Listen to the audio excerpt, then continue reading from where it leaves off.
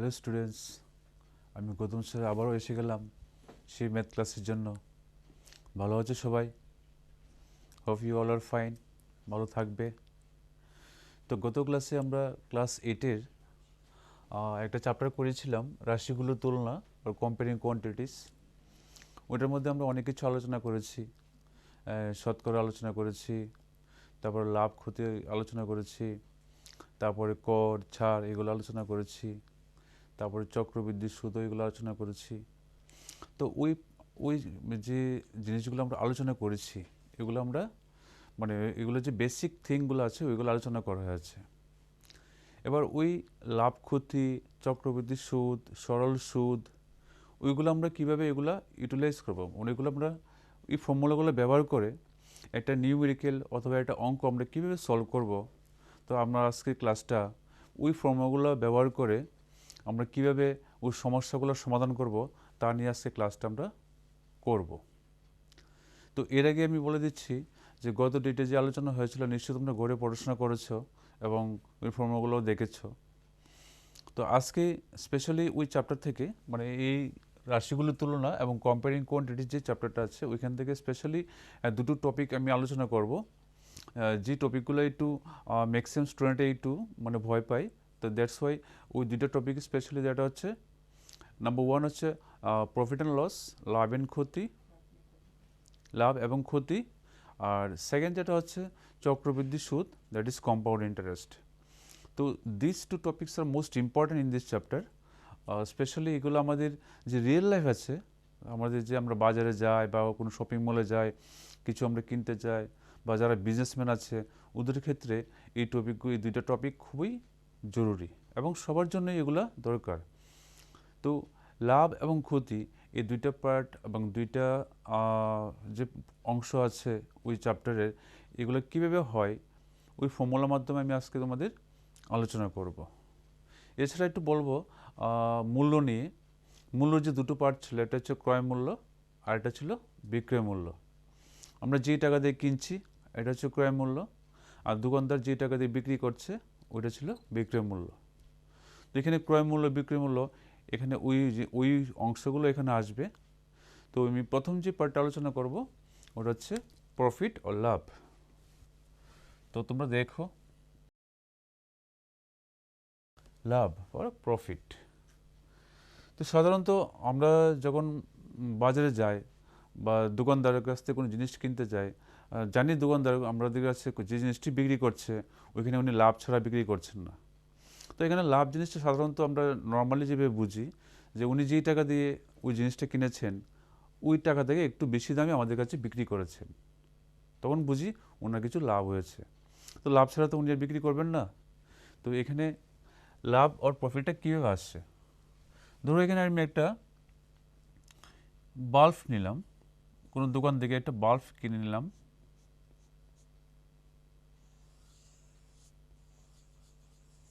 আমি একটা bulb draw করলাম। এটা যে ক্রয় মূল্য ছিল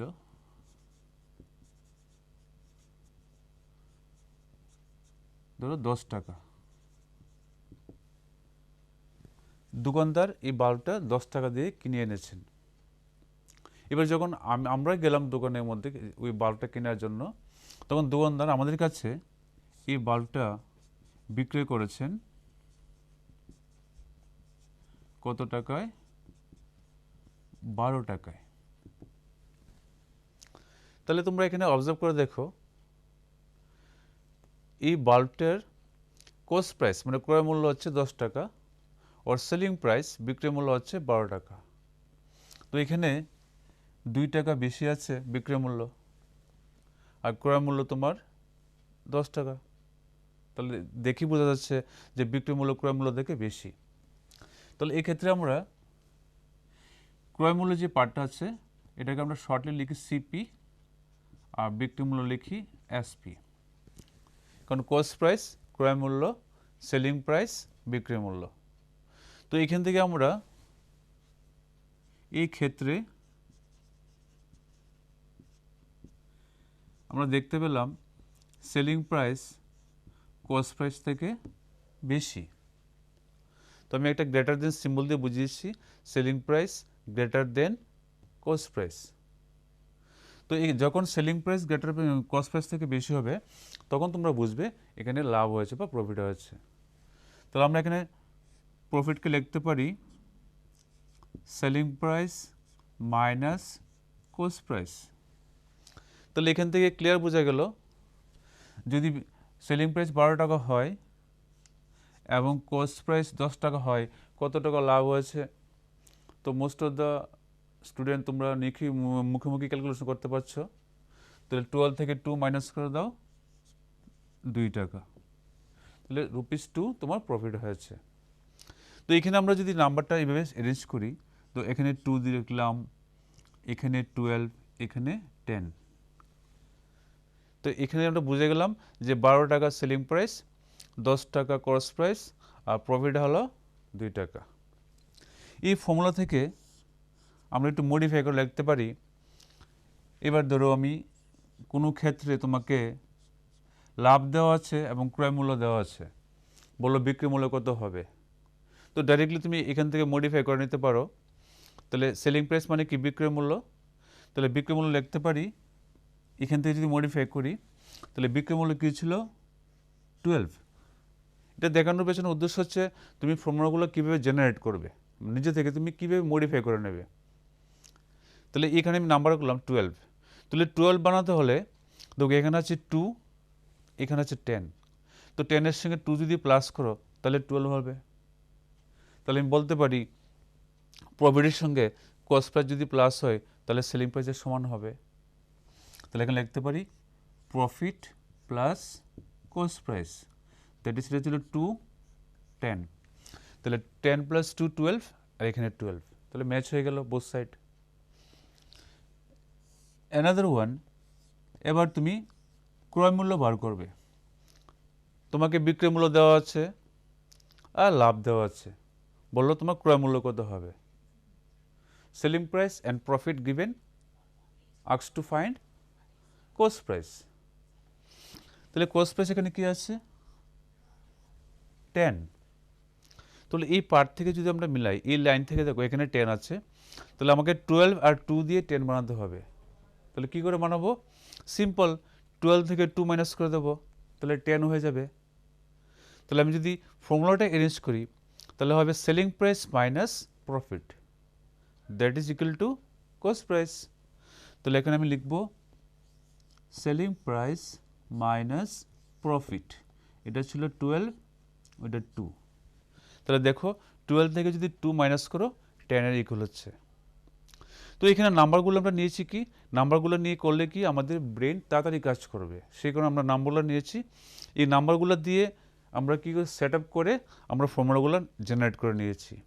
তাহলে একটা ফর্মুলা থেকে আমরা মানে আরও দুটো ফর্মুলা আমরা কী করেছি নিজেরা মডিফাই করে নিতে পেরেছি। তো এটা হচ্ছে কীভাবে তোমার আদার্স ফর্মুলা মডিফাই করা হয়।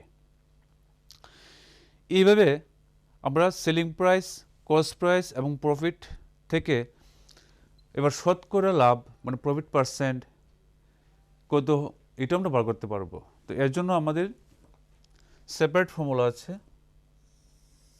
তো তোমরা যদি শতকরা লাভ বার করতে চাও, নেক্সট শতকরা লাভ, দ্যাট ইজ প্রফিট পার্সেন্ট।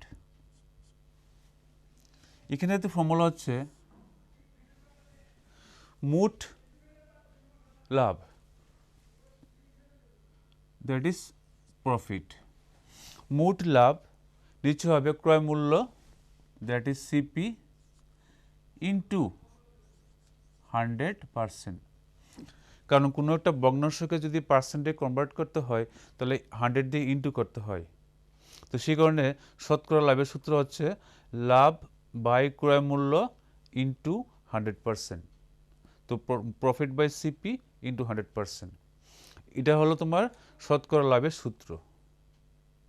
তো এছাড়া আমরা আরও দুটো ফর্মুলা এখানে জেনারেট করে দেখাবো, যে তোমাকে শর্টলি স্টেটমেন্ট ছাড়া শুধু ফর্মুলা ইউজ করে কীভাবে ক্রয় মূল্য বিক্রয় মূল্য বার করা যায় যদি প্রফিট পার্সেন্ট দেওয়া থাকে। তো লেটস সি।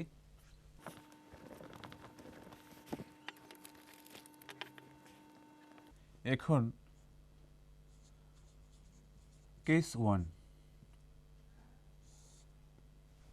এখানে শতকরা লাভ দেওয়া থাকবে এবং দেওয়া থাকবে বিক্রয় মূল্য, সেলিং প্রাইস। তাহলে শতকরা লাভ দেওয়া আছে এবং বিক্রয় মূল্য দেওয়া আছে, তাহলে আমার বার করতে হবে ক্রয় মূল্য কত। তাহলে ক্রয় মূল্য মানে কি? Cost price.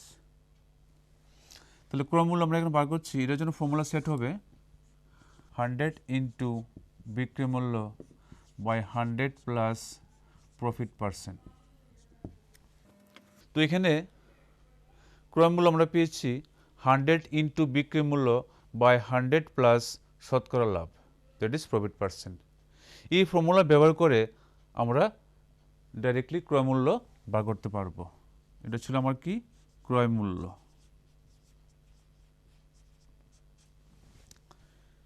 এবার নেক্সট দেখো প্রফিট পার্সেন্ট আছে, আমার দেওয়া আছে ক্রয় মূল্য দেওয়া আছে, বার করতে হবে বিক্রয় মূল্য। তো এখানে আমি নেক্সট পার্টে ধরে নিলাম কি আছে, শতকরা লাভ আছে আর আছে ক্রয় মূল্য। তাহলে বিক্রয় মূল্য বার করার জন্য ফর্মুলা কি হবে? এটার জন্য হবে 100 প্লাস শতকরা লাভ বাই 100 ইন্টু ক্রয় মূল্য। তাহলে 100 plus profit percent by 100 into cost price.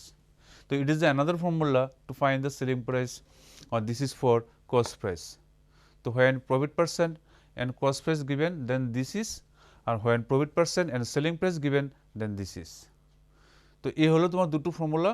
এই ফর্মুলাগুলো দিয়ে আমরা খুব শর্টলি এবং ইজি ক্যালকুলেশনের মাধ্যমে খুব কম সময়ে সলভ করতে পারবো। এবার আমি একটা এক্সাম্পল নিয়ে দেখাচ্ছি, যে এক্সাম্পলটা যে কোনো একটা ফর্মুলা দিয়ে আমরা ইউজ করে দেখাবো কীভাবে শর্টলি খুব কম সময়ে করা যায় যদি আমরা ফর্মুলা ইউজ করে করি। তো এখানের জন্য আমরা, তো ফর এক্সাম্পল ধরো এটা বাইসাইকেল,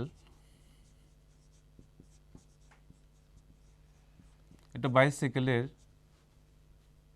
ক্রয় মূল্য 3000 টাকা। তাহলে দোকানদার বাইসাইকেলটা 3000 টাকা কিনে আনলো, এবার সেটা কাস্টমার কাছে বিক্রি করবে। তো 3000 টাকায় সে যদি আনে তাহলে তার তো নিশ্চয়ই একটা প্রফিট থাকতে হবে। তো দোকানদার চিন্তা করলো সেই বাইসাইকেলটা 10% শতকরা লাভে বিক্রি করবে। তাহলে দোকানদার ওই বাইসাইকেলটা কাস্টমারের কাছে কত টাকায় বিক্রি করবে? তো আমরা এই যে ফর্মুলাগুলো এখন দেখে আসলাম ওইগুলো ব্যবহার করে ইজিলি এটা করব।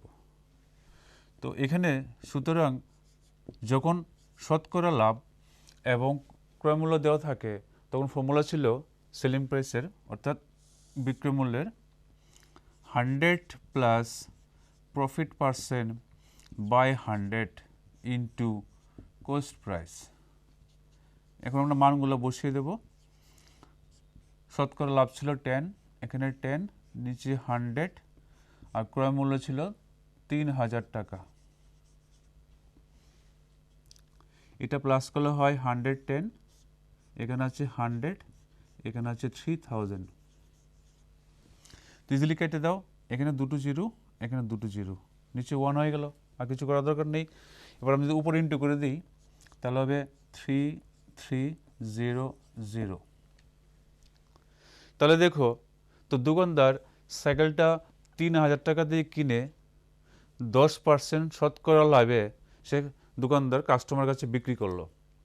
কত করে বিক্রি করলো? 3300 টাকায়। তাহলে কত টাকা লাভ হলো? 300 টাকা। তো আমরা এই ফর্মুলা যদি ব্যবহার করি খুব সহজেই খুব কম সময়ে আমরা ওই প্রবলেমগুলো সমস্যাগুলো সমাধান করতে পারবো। তো এই গেল লাভ। না আমরা যাব এখন নেক্সট টপিক, ক্ষতি, লস। এবার এখানে আমি একটা ক্যান্ডেল ড্র করলাম। এই ক্যান্ডেলটা ক্রয় মূল্য হলো 15 টাকা, কিন্তু দোকানদার এটা বিক্রি করলেন 10 টাকায়। আবার বলছি, এটা মোমবাতি, এটার ক্রয় মূল্য হচ্ছে 15 টাকা আর বিক্রয় মূল্য হচ্ছে 10 টাকা। তো নিশ্চয়ই তোমরা বুঝে গেছো এখানে কী হয়েছে, লাভ না ক্ষতি। কারণ সে বেশি টাকায় কিনে কম টাকায় বিক্রি করেছে, তো ডেফিনেটলি এখানে লসই হয়েছে। তাহলে এখানে আমরা কী দেখেছি, এখানে কস্ট প্রাইস সেলিং প্রাইস থেকে বড়, অর্থাৎ ক্রয় মূল্য বিক্রয় মূল্য থেকে বড়। তাহলে আমরা বুঝবো ক্ষতি হয়েছে। তাহলে এখানে ক্ষতি আমরা কী করে বার করবো, সুতরাং ক্ষতি দ্যাট ইজ লস, ফর্মুলা যদি আমরা অ্যারেঞ্জ করি তাহলে হবে cost price minus selling price. তাহলে কস্ট প্রাইস ছিল কত, 15, সেলিং প্রাইস ছিল 10, তাহলে 15 মাইনাস 10, তাহলে কত টাকা লস হলো, 5। এবার এখান থেকে আমরা কী করব, ফর্মুলা মডিফাই করব। এখান থেকে আমরা কি সিপি লিখবো, মানে কস্ট প্রাইস লিখবো, ক্রয় মূল্য লিখবো। ক্রয় মূল্য ছিল কত, 15। তাহলে 15 যদি বানাতে হয় আমাদের কাছে আছে 5 আর 10, তাহলে 5 আর 10 কী করবো, প্লাস করে দেব, তাহলে কি হবে, 15 হবে। তাহলে 5 আর 10 প্লাস করা মানে লসের সঙ্গে সেলিং প্রাইস প্লাস করা, তো loss plus selling price. Similarly আমরা এখন সেলিং প্রাইস বার করব। সেলিং প্রাইস কী আছে, 10। তাহলে এখন আমরা এখানে আছে 10 বাদ দিয়ে বাকি কী আছে, 15 আর 5। তাহলে 15 আর 5 দিয়ে 10 বানাতে হলে কি করতে হবে, 15 থেকে 5 মাইনাস করতে হবে, তাহলে হয়ে যাবে 10। তাহলে সেলিং প্রাইস অর্থাৎ বিক্রয় মূল্য ফর্মুলা কী দাঁড়ালো, ক্রয় মূল্য মাইনাস ক্ষতি, that is cost price minus loss, CP minus loss. এটা হয়ে গেল 15, এটা হয়ে গেল 5, ওইটা ছিল 5, এটা ছিল 10। তো এই নাম্বারিং করে কি হবে, আমার ফর্মুলাগুলো মডিফাই করার জন্য বা জেনারেট করার জন্য খুব হেল্পফুল হবে। দ্যাটস আমি তোমাদের বলবো তোমরা এরকম নাম্বারিং করে নেবে, যদি কখনো ভুলে যাও তাহলে তোমরা নিজেরই বানাতে পারবে এবং কোনো প্রবলেম হবে না, ইজিলি সমস্যার সমাধান করতে পারবে। তো এটা হলো তোমার লসের জন্য। এবারে শতকরা ক্ষতি এরকম আছে, যেমন শতকরা লাভ ছিল এরকম শতকরা ক্ষতি আছে, এটাকে আমি লস পার্সেন্ট দিয়ে বলছি। এটার সময় হচ্ছে লস বাই, অর্থাৎ মোট ক্ষতি বাই ক্রয় মূল্য ইন্টু 100%। যখন আমরা শতকরা ক্ষতি করব তখন মোট ক্ষতি কত হয়েছে এটাকে ক্রয় মূল্যতে ভাগ করে 100 দিয়ে গুণ করে দেব, এটা হয়ে যাবে মোট শতকরা ক্ষতি কত হলো। নেক্সট আমরা যখন শতকরা লাভ দেওয়া ছিল এবং ক্রয় মূল্য দেওয়া থাকে সেলিং প্রাইস কীভাবে হবে, সেভাবে এখানেও সেম ফর্মুলা আছে। তো এই ফর্মুলা আমি দেখিয়ে দিচ্ছি। এখানে আমাদের দেওয়া আছে শতকরা ক্ষতি এবং ক্রয় মূল্য, বার করব কি, বিক্রয় মূল্য। তো এখানে আমার তার জন্য ফর্মুলা সেট হবে 100 মাইনাস শতকরা ক্ষতি বাই 100 ইন্টু ক্রয় মূল্য। সিমিলারলি এবার শতকরা ক্ষতি দেওয়া আছে আর দেওয়া আছে এসপি। এখানে যদি আমরা ফর্মুলা সেট করি কার জন্য করব, ক্রয় মূল্যের জন্য, আমরা সিপির জন্য। এখানে করেছি এসপির জন্য, এখানে করব সিপির জন্য, দ্যাট ইজ ক্রয় মূল্য, কস্ট প্রাইস। এটার জন্য ফর্মুলা সেট হবে তোমার এরকম 100 minus 100 into selling price by 100 minus loss percent. তো দুটো ফর্মুলা ভালো করে অবজার্ভ করে দেখো, ভেরি ইজি, এখানে কোনো টাফ কিছু নেই। যখন শতকরা ক্ষতি এবং ক্রস প্রাইস থাকবে তখন এই ফর্মুলা সেট হবে, আর শতকরা ক্ষতির সঙ্গে সেলিং প্রাইস থাকে, বিক্রি মূল্য থাকলে তখন এইভাবে ফর্মুলা হবে। তো এই ফর্মুলা ইউজ করে আমরা খুব কম সময়ে শর্টলি একদম ইজিলি আমরা সমস্যার সমাধান করতে পারবো। এখানে একটা আমরা এক্সাম্পল নিচ্ছি, তোমরা দেখো।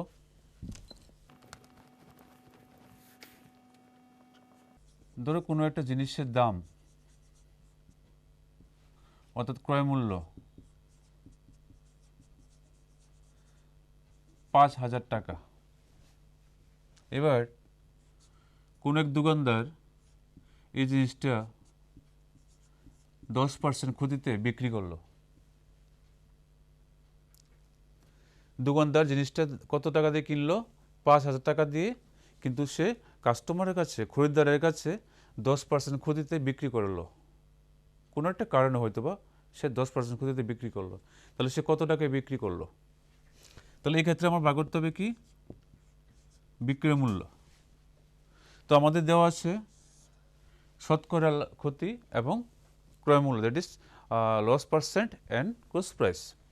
তো এই জন্য ফর্মুলা হবে 100 minus loss percent by 100 into cost price, that is ক্রয় মূল্য। ভ্যালুটা বসিয়ে দিই। লস পার্সেন্ট ছিল 10, নিচে 100, এখানে আছে 5,000। 100 থেকে 10 মাইনাস করো, 90, এখানে 100, এখানে 5,000। এবার আমরা কি করব? এখানে দুইটা জিরো, এখানে দুইটা জিরো কাটা, 5 দিয়ে 9 এর সঙ্গে ইন্টু করবো, 5 9 যা 45, আর এখানে একটা জিরো, এখানে একটা জিরো বসিয়ে দিলাম। তাহলে কত হলো? 4,500 টাকা। তাহলে দোকানদার সে খরিদ্দারের কাছে, কাস্টমারের কাছে 4,500 টাকা বিক্রি করেছে, আর সে এটা কিনে এনেছিল 5,000 টাকাতে। তো ডেফিনেটলি ক্ষতি তো হয়েছেই, যদিও কোশ্চেন বলা ছিল 10% ক্ষতিতে সে বিক্রি করেছে। তো আলটিমেটলি সে কত টাকায় বিক্রি করলো? 4,500 টাকায়। তো এইভাবে ফর্মুলাইজ করে আমরা সমস্যা সমাধান করতে পারবো। নেক্সট আরেকটা টপিকে আমরা যাচ্ছি, এটা হচ্ছে চক্রবৃদ্ধি সুদ, কম্পাউন্ড ইন্টারেস্ট। কম্পাউন্ড ইন্টারেস্ট আমি গত রেটে ক্লাসে আলোচনা করেছি। আজকে আমি এটার ফর্মুলা সেটগুলো একটা আলোচনা করছি, তারপর আমরা একটা এক্সাম্পল নিয়ে দেখব কীভাবে করতে হয়। তো কম্পাউন্ড ইন্টারেস্ট আমরা কী করব? দুইভাবে বার করা যায়, যেটা সাধারণত ব্যাংকে ইউজ করা হয়। তো কম্পাউন্ড ইন্টারেস্ট বার করার জন্য দুইটা ওয়ে আছে, একটা হচ্ছে সরল সুদের মাধ্যমে, আর একটা হচ্ছে সূত্রের মাধ্যমে। তো আমি দুইটা পদ্ধতি তোমাদের দেখিয়ে দেব। তো different student like different methods, someone like simple interest method and someone like using formula. তো হোয়াট এভার দিস ইজ, যার কাছে যেটা ইজি মনে হয় তোমরা এটাই ব্যবহার করবে। তো আমি এখানে দেখিয়ে দিচ্ছি সরল সুদের মাধ্যমে, যার সরল সুদের ফর্মুলা ছিল SI equal to P into T into R by 100। তোমাদের নিশ্চয়ই জানা আছে P হচ্ছে প্রিন্সিপাল মানে আসল, T হচ্ছে টাইম মানে সময়, আর হচ্ছে রেট অফ ইন্টারেস্ট মানে সুদের হার, আর সিম্পল ইন্টারেস্ট মানে সরল সুদ। আর আরটা হচ্ছে তোমার ডাইরেক্টলি সূত্রের মাধ্যমে।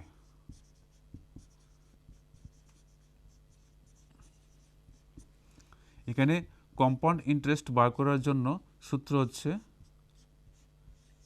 A minus P. এখানে এ বলতে বোঝায় অ্যামাউন্ট, দ্যাট ইজ সুদাসল, পি বোঝায় প্রিন্সিপাল মানে আসল। তো সুদাসল থেকে যদি আসল বাদ দিয়ে দিই তাহলে যেটা থাকে এটাকে বলা হয় চক্রবৃদ্ধি সুদ। কিন্তু এখানে এর জন্য পার্টিকুলার একটা ফর্মুলা আছে, এটা হচ্ছে P into 1 plus R by 100 whole to the power n। এখানে আমরা এই যে সুদল যে ব্যাপারটা আছে, অ্যামাউন্ট যে ব্যাপারটা আছে, ওইটা আমাদের বার করতে হবে এই ফর্মুলা ইউজ করে। এরপরে যে মানটা হবে ওইখান থেকে আমরা কি করব? আসলটা বিয়োগ করে দেব, বাদ দিয়ে দেবো, তাহলে যা থাকবে ওইটা তোমার হবে কম্পাউন্ড ইন্টারেস্ট। ওকে, তো এখানে আমরা একটা এক্সাম্পল নেব, নিয়ে আমরা এইভাবে বার করব যে এই ফর্মুলা দিয়ে স্টেপ বাই স্টেপ হবে, আর এটা দিয়ে ডাইরেক্ট ফর্মুলা দেওয়া হবে। তবে এখানে একটা কথা বলে রাখি, এখানে যে পার্টিকুলার যে এন আর এন এর ব্যাপারটা আছে, এন আর আর, এই দুইটা জিনিস একটু সময়ের সঙ্গে চেঞ্জ হয়। There are some condition for this formula and you have to remember this and this change with the time. এখন দেখা গেল কোথাও মানে কোনো ব্যাংকে তোমাকে ইন্টারেস্ট নেবে 3 মাস পর পর, বা কোনো ব্যাংকে দেখা গেল 6 মাস পর পর, বা কোথাও 1 বছর পর পর। যদি 3 মাস পর পর তোমাকে সুদ নেয় তাহলে 1 বছরে সে কতবার নেবে? তাহলে আমরা যদি এক বছরকে ভাঙি তাহলে 3 + 3 + 3 + 3 মিলে হবে 12 মান্থস।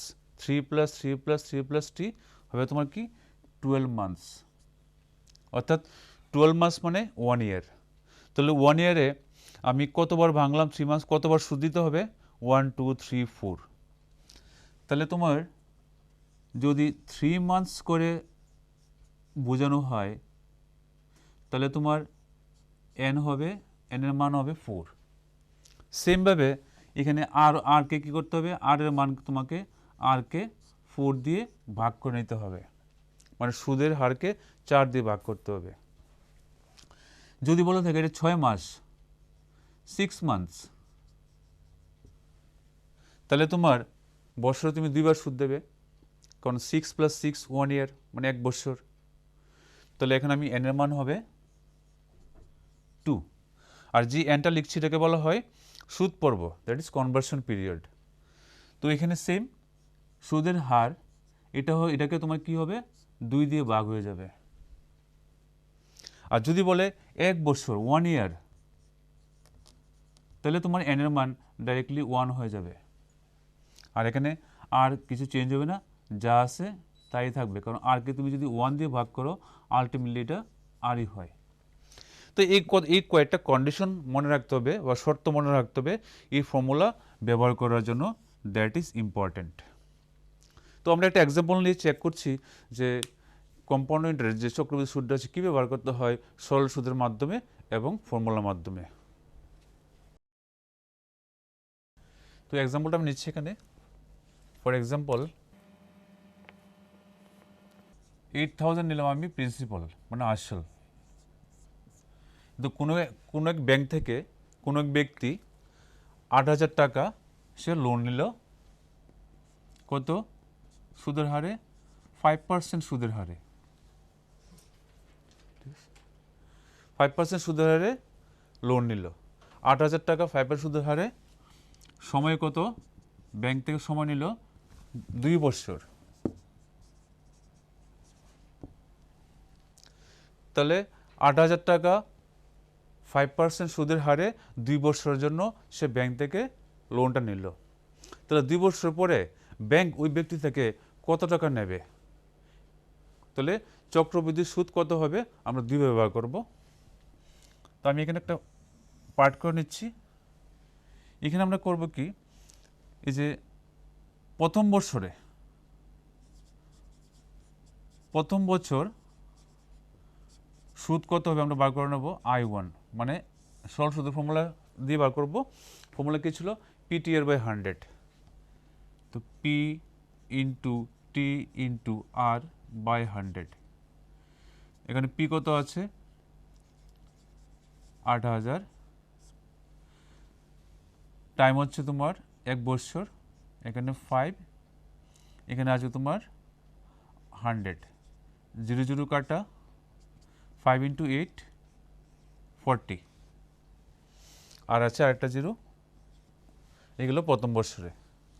এবার প্রথম বছর যে সুদটা পেয়েছি এই সুদটা আসলের সঙ্গে যোগ হয়ে যাবে, তাহলে হবে প্রথম বছরের সুদ আসল। তাহলে এখানে ছিল 8,000 সঙ্গে প্লাস হবে 400, তাহলে এগুলো 8,400। তাহলে প্রথম বছরের সুদ আসল যেটা, এটা দ্বিতীয় বছরের জন্য আসল হয়ে যাবে।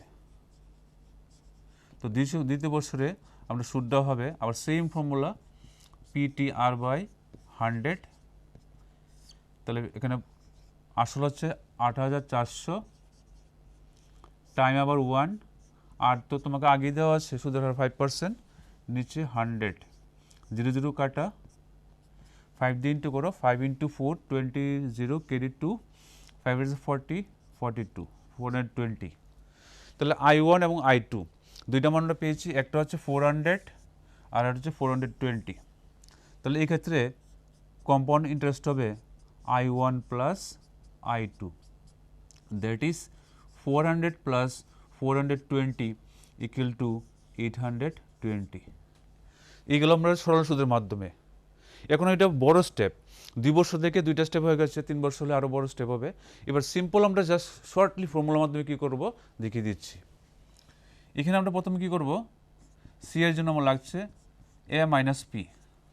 প্রথম আমরা এ বার করে নেব, ফর্মুলা ছিল P into 1+r/100 whole to the power n। তো অ্যাকর্ডিং টু গিভেন টার্মস এখানে তোমার পি হচ্ছে কত 8000, 1 প্লাস সুদের হার ছিল 5, এখানে 100, আর টাইম হচ্ছে তোমার 2 বছর, কারণ এখানে কোনো তোমার 3 মাস 6 মাস কিছু বলা নেই, তাহলে আমরা ধরে নিতে হবে 1 বছরে, তাহলে n হবে 2, তাহলে 8000 5 দিয়ে কাটো, নিচে হবে 20, উপরে 1 2, 8000 এখানে তোমার লসাগু করে যোগ করলে হবে উপরে 21, আর যেহেতু উপরে স্কোয়ার দেওয়া আছে এটা আমরা কি দুইবার লিখব। এখন কাটাকাটি 0 0 দুইটা 0 কাটা, 2 দিয়ে কাটো 40, আবার 2 দিয়ে কাটো 20। তো আমাদের এখন ইন্টু করতে হবে 21 ইন্টু 21 সঙ্গে আরও 20, সো 21 ইন্টু 21 হলো 441, এর সঙ্গে যদি আমরা 20 ইন্টু করব 441, তো 0 2 1 যা 2, 4 2 যা 8, 4 2 যা 8, এটা হলো 8820 হলো আমার কি amount.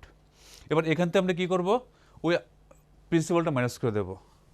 So therefore CI equal to 8820 minus 8000, তাহলে আমাদের থাকলো 820।